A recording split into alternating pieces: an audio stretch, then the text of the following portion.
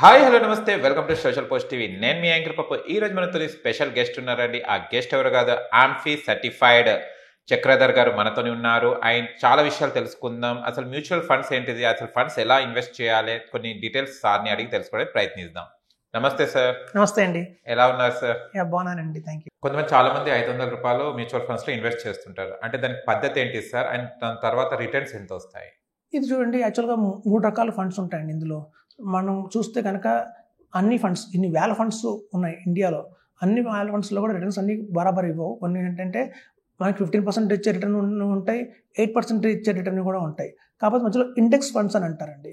Index funds అంటే ఏంటంటే వాళ్ళు ఇలాంటి కంపెనీస్ కాకుండా కేవలం ఆ ఇండెక్స్ మీద ఇన్వెస్ట్మెంట్ చేస్తారనమాట. అది మనకి 12% దాకా రిటర్న్ వచ్చే అవకాశం అయితే ఉంది. సో మనకి సపోజ్ ఏదన్నా మనిషి ఒక 500 రూపాయలు కనుక ఇన్వెస్ట్ చేసుకుంటూ వెళ్తే మనకి అంటే ఎంతకాలం ఇన్వెస్ట్ చేశారు, ఇది మోస్ట్ ఇంపార్టెంట్ అండి. వాళ్ళు కనుక 10 సంవత్సరాలు ఇన్వెస్ట్మెంట్ చేశారా, 15 సంవత్సరాలు ఇన్వెస్ట్మెంట్ చేశారా అని కాలం బట్టి ఉంటుంది. సో అంత గణనీయంగా ఆ కాలంలో కనుక వాళ్ళు ఇన్వెస్ట్మెంట్ చేస్తే ఈవెన్ 500 రూపాయలతో కూడా మనం 25 lakhs దాకా క్రియేట్ చేయొచ్చు, వెళ్తే చేసుకోవచ్చు. ఓకే. అండ్ ఇదే కాకుండా 1000 రూపీస్ కూడా ఒకవేళ ఇన్వెస్ట్ చేసుకుంటే వాళ్ళ రిటర్న్స్ అండ్ దీని పద్ధతి ఏమైనా చేంజెస్ ఉంటాయి సార్? 500కి 1000కి సార్ ఇప్పుడు చూడండి, యాక్చువల్గా ఏంటంటే 1500 ఎవరైతే కనుక 1500 రూపాయలు 30 సంవత్సరాలు ఇన్వెస్ట్ చేస్తారో వాళ్ళకి ₹1 కోటి వస్తుందని మేము చెప్తున్నాం. సో ఎప్పుడైతే ఈ 1500 రూపాయలు ₹1 కోటి ఇచ్చింది అంటే ప్రతి 500కి మనకు 30 లక్షలు వచ్చినట్టు, దగ్గర 30 లక్షలు వచ్చినట్టు లాభం. సో 500 ఇన్వెస్ట్మెంట్ చేస్తే మనకి 30 లక్షలు వస్తుంది. అలాగే ₹1000 ఇన్వెస్ట్మెంట్ చేస్తే మనకి 60 లక్షల నుంచి 70 లక్షల దాకా వస్తుంది. అలాగే 1500 ఇన్వెస్ట్మెంట్ చేస్తే ₹1 కోటి అనేది వస్తుంది. సో ఈ 30 years అనేది మనకు కంపల్సరీ అండి. 30 years మినిమం ఇన్వెస్ట్మెంట్ చేయాలి, కంపల్సరీ. అంటే మనం ఒకవేళ రిటర్న్ ఎక్కువ రావాలి అంటే కనుక మనం ఈవెన్ 10 years లో కూడా తెచ్చుకోవచ్చు, దాని తగ్గ రిటర్న్స్ అనేవి వస్తాయి. కానీ సార్ చాలా వరకు మ్యూచువల్ ఫండ్స్ లో కొన్ని ఇప్పుడు ఇన్వెస్ట్ చేసిన తర్వాత ఇప్పుడు వాళ్ళు పెట్టిన పెట్టుబడి కన్నా ఒక్కొక్కసారి డౌన్ అయిపోతాయి అన్నారు ఇప్పటిదాకా మీరు. ఒకవేళ డౌన్ అయితే వాళ్ళ పరిస్థితి ఏంటి, కస్టమర్స్ పరిస్థితి ఏంటిది? అదేనండి, మినిమం 5 ఏళ్ళు మేము చూసిన ఈ 20 సంవత్సరాలలో సపోజ్ 2000 నుంచి 2020 దాకా ఈ 20 years లో కనుక మనం చూస్తే చాలా ర్యాండమ్గా మీరు ఏదైనా 5 ఏళ్ళు తీసుకోండి. అంటే 1993 నుంచి 2003 దాకా కావచ్చు, లేదా 2008 నుంచి 2013 దాకా కావచ్చు. అట్లా ర్యాండమ్గా మీరు 5 ఏళ్ళు తీసుకొని కనుక మనం అబ్జర్వ్ చేసినట్టయితే ఏ మనిషికి కూడా నెగిటివ్ రిటర్న్ రాలేదండి. నెగిటివ్ వచ్చింది ఎవరికి అంటే మనం ఇన్వెస్ట్మెంట్ చేసాము 2 ఏళ్లలోనే డ్రాప్ అయిపోయారు అనుకోండి, వాళ్ళకి టైం బట్టి ఆ టైంలో మార్కెట్ బుల్ రన్లో ఉంటే రిటర్న్ వచ్చింది. ఒకవేళ డల్ మార్కెట్, బీర్ మార్కెట్ వస్తే మాత్రం కొంచెం లాస్ అయింది. అయితే చూడండి, మాకున్న ఇంత ఎక్స్పీరియన్స్లో జీరో అయితే ఎప్పుడు అవ్వదండి. సపోజ్ మనం ₹1,00,000 పెట్టాము, ఒకవేళ పడితే మ్యాక్స్ టు మ్యాక్సిమం పడితే అది 80,000 అవుతుందండి అంతే, అంతకుమించి కనుక డౌన్ అవ్వదు. ఎందుకంటే ఇప్పుడు మార్కెట్లో చాలా ట్రిప్స్ వచ్చాయండి. యాక్చువల్గా చూడండి, మార్కెట్లో ఇప్పుడు చూడండి మనకి ఇంట్లో హై వోల్టేజ్ వచ్చింది అనుకోండి, ట్రిప్ అయిపోతుంది. మెయిన్లో ట్రిప్ అయితే మనకి ఏంటంటే మన ఏవైతే టీవీ ఉందో, ఫ్రిడ్జ్ ఉందో అవి పెద్ద హార్మ్ జరగదు వాటికి. సో అట్లాగే మార్కెట్లో కూడా ఏ రోజైతే బాగా మార్కెట్ పడుతుంది అన్న సందర్భం వచ్చిందంటే ఆటోమేటిక్ ట్రిప్ అయిపోతుంది మార్కెట్. అప్పుడు ఎవరు కొనరు, ఇంకా అమ్మరు. సో అక్కడ పాజ్ అవుతుంది. అలా పాజ్ అవుతున్నప్పుడు ఏమవుతుందంటే ఎమోషనల్ అండి. యాక్చువల్గా మార్కెట్ పడుతుంది ఎందుకంటే ఎమోషనల్, ఏమైపోతుందో కొంచెం ఆ తాత్కాలికంగా భయం వల్ల మనం పడుతుంది తప్ప పర్మనెంట్గా ఫాలో అనేది జరగదు. ఎందుకంటే చూడండి, మనం ఇన్వెస్ట్ చేసే కంపెనీస్ ఏంటి అంటే డాక్టర్ రెడ్డీస్ కావచ్చు, ఒక మారుతి సుజుకి మారుతి కార్ కావచ్చు, హెచ్ఎఫ్సి బ్యాంక్ కావచ్చు, ఇవన్నీ ఎప్పటి నుంచో ఉన్న ఇండియాలో మళ్ళీ ఇంకో 100 ఏళ్ళ దాకా కూడా అన్నీ ఉంటాయి. సో మనం కంపెనీస్లో ఇన్వెస్ట్మెంట్ చేస్తే కంపెనీస్ ఎక్కడికి వెళ్తుంది ఎప్పుడే గుర్తుంచుకోండి. మనం పెట్టే డబ్బులు ఎక్కడికి వెళ్తున్నాయి అనేది మనం రూట్ చూసుకుంటే కనుక అది క్లియర్గా ఉందంటే మనకి టెన్షన్ లేదు. మనం చూడండి, ఇవన్నీ తాత్కాలికం. ఇప్పుడు చూడండి, మనం ఒక చెట్టు ఉందనుకోండి, ఆ చెట్టు మీద చాలా బర్డ్స్ వచ్చి ఉంటాయి, పక్షులందరూ వచ్చి ఉంటాయి. ఎవడో ఒక బాంబు పెట్టాడు అనుకోండి, ఒక్కసారి ఆ పక్షులన్నీ ఎగిరిపోతాయి. ఎంత జస్ట్ 5 minutesలో మళ్ళీ అన్ని చెట్టు మీదకి వచ్చేస్తాయి. సో అట్లాగే మార్కెట్ కూడా ఒకసారి అలాంటివన్న బబుల్స్ వస్తాయి. మార్కెట్లో ఏదైనా న్యూట్ న్యూస్ వచ్చింది అనుకోండి, న్యూట్ న్యూస్ అంటే ఏదైనా ఇండియాకి ఏదైనా యుద్ధం రాబోతుందనో, లేదా కోవిడ్ లాంటి సిచ్యువేషన్ వస్తుందనో, ఇట్లాంటివన్నీ న్యూట్ న్యూస్ వస్తే కొంచెం మార్కెట్ పడే అవకాశం ఉంది. మళ్ళీ ఒక 6 months or 3 monthsలోనే మళ్ళీ సెట్ అయిపోయి అంత రొటీన్ వచ్చిన తర్వాత మళ్ళీ బ్యాక్ వస్తుంది. సో మార్కెట్ కూడా అంతేనండి. ఈ హెచ్చుతగ్గులు ఉంటాయి తాత్కాలికం, అవి ఎమోషనల్ అంటాం మేము. సో ఈ మా భాషలో కాబట్టి ఎమోషన్స్ అనేవి ఓన్లీ ఒక 5 minutes. ఇప్పుడు చూడండి, ఎవరన్నా మా ఇంట్లో ఎక్స్పైర్ అయ్యారనుకోండి, ఒక 1 month బాధపడతాం, 3 months బాధపడతాం, సో మళ్ళీ లైఫ్ రొటీన్ అయిపోతుంది. సో అట్లాగే ఏదైనా హాస్పిటలైజేషన్ అయినా కూడా ఒక 1 week మనం కొంచెం సఫర్ అవుతాం, సో మళ్ళీ రొటీన్ లైఫ్ అయిపోతుంది. సో అట్లాగే మార్కెట్లో కూడా హెచ్చుతగ్గులు ఉంటాయండి, బట్ టెంపరీయే, పర్మనెంట్ కాదు. ఇన్నేళ్ళ ఎక్స్పీరియన్స్లో మనం చూసాం కాబట్టి చెప్తున్నాం, ధైర్యంగా చెప్తున్నాం, కాన్ఫిడెన్స్గా చెప్తున్నాం. సో ఈ పట్టం అనేది ఏంటంటేనండి, మనం పెట్టిన ₹1,00,000 ఆ టైంకి ఏదైనా బ్యాడ్ టైం జరిగితే 90,000 వస్తుంది, కానీ మనం తీయకూడదు, వెయిట్ చేయాలి. చేస్తే మళ్ళీ ఆ 90,000 మళ్ళీ 1,00,000, 1,10,000, 1,20,000 దాకా అవుతుంది. కాబట్టి ఏంటంటే కొంచెం హోల్డ్ చేయాలని చెప్తాం. ఇప్పుడు మనం ఫండ్ ఇన్వెస్ట్ చేస్తున్నప్పుడు, మ్యూచువల్ ఫండ్స్ ఇన్వెస్ట్ చేస్తున్నప్పుడు అంటే ఫస్ట్ ఇప్పుడు మనకున్న దాంట్లో, మన ఇండియాలో మన దాంట్లో ఉన్నట్టు పక్క కంట్రీస్ కాకుండా బెస్ట్ కంపెనీస్ ఏవి సార్? మనం ఇన్వెస్ట్ చేయాలంటే మీరు బెస్ట్ది ఏది ప్రిఫర్ చేస్తారు కస్టమర్స్కి? ఇప్పుడు చూడండి, ఇక్కడ కంపెనీస్ బట్టి ఉండదండి, ఓకే. ఎందుకంటే ఫండ్స్ని బట్టి ఉంటుంది. ఇప్పుడు ఒక్కొక్కళ్ళు ఒక్కొక్క స్కీమ్స్లో మంచి నైపుణ్యం ఉన్న వాళ్ళు ఉన్నారు. ఇప్పుడు నిప్పాన్ ఉందనుకోండి, నిప్పాన్ అనే కంపెనీ కొంచెం బాగా స్టాండర్డ్ కంపెనీ ఇండియాలో.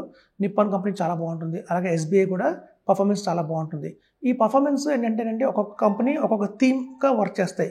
వాళ్ళకంటూ కొన్ని రూల్స్ ఫ్రేమ్ చేసుకుంటారు. ఆ రూల్స్ ప్రకారం వెళ్తారు.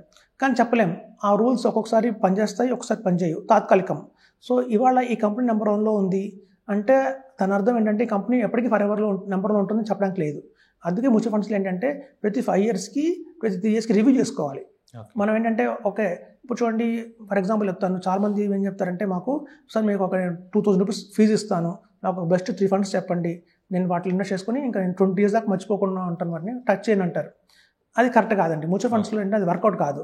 ఇప్పుడు మీరు చూడండి, రాణిగంజ్ ఉంది మన సికింద్రాబాద్లో, అక్కడికి వెళ్ళి మీరు 2000 పెట్టి ఒక కుక్కర్ కొనుక్కున్నారనుకోండి, లేదా ఉషా ఫ్యాన్ కొన్నారనుకోండి, అది 20 సంవత్సరాలు తిరుగుతుంది. ఆ ఫ్యాన్ ప్రాబ్లం లేకుండా తిరుగుతుంది. అందరూ అనుకుంటారు మ్యూచువల్ ఫండ్స్లో అంత ఈజీ అనుకుంటారు, కానీ కాదు. ఇందులో ఏంటంటే ప్రతి సంవత్సరం కూడా రివ్యూ చేసుకోవాలి.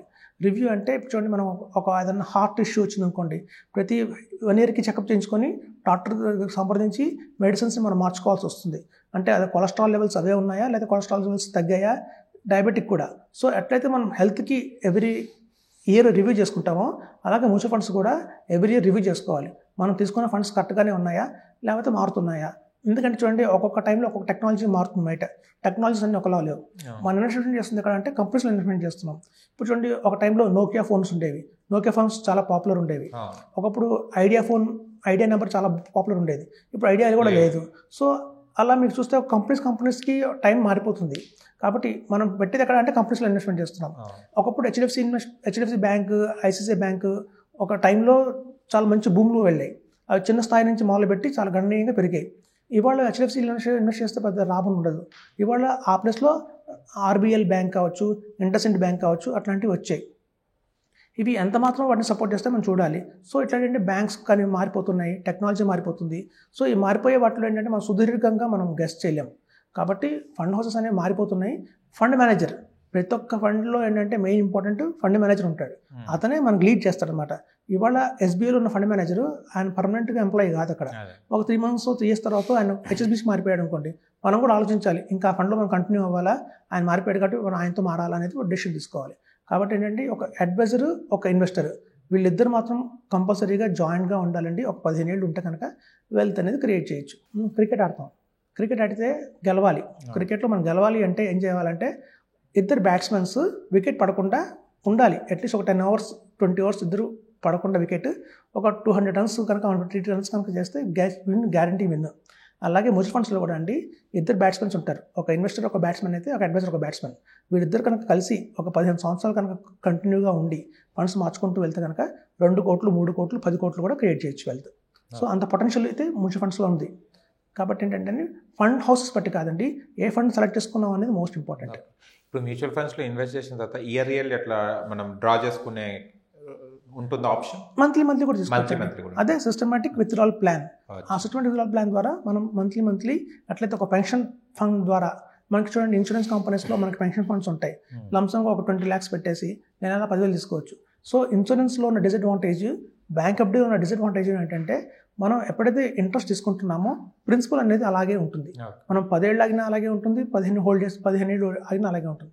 మ్యూచువల్ ఫండ్స్లో ఉన్న బ్యూటీ ఏంటంటే, మనం ఎవ్రీ మంత్ విత్డ్రా చేసుకుంటున్నా కూడా ఈ ప్రిన్సిపల్ అనేది గణనీయంగా పెరుగుతుంది. దాని ద్వారా ఏమవుతుందంటే, మన నెక్స్ట్ జనరేషన్కి, ఇప్పుడు చూడండి మనం ఒక 50 లక్షలు మన దగ్గర ఉన్నాయి, 50 లక్షలు మనం ఇన్వెస్ట్మెంట్ చేస్తాం, ఇవాళ మనకు వచ్చేది ఒక 25,000 వస్తుంది. సో ఆ 25,000 మనకి ఇప్పుడు సరిపోతుంది.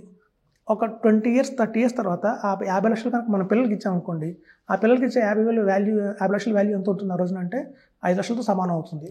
అలాగే మ్యూచువల్ ఫండ్స్లో ఉన్న బ్యూటీ ఏంటంటే, మనం పెట్టిన 50 లక్షల మీద మనం తీసుకుంటున్న ఇంట్రెస్ట్ మనకు వస్తుంది.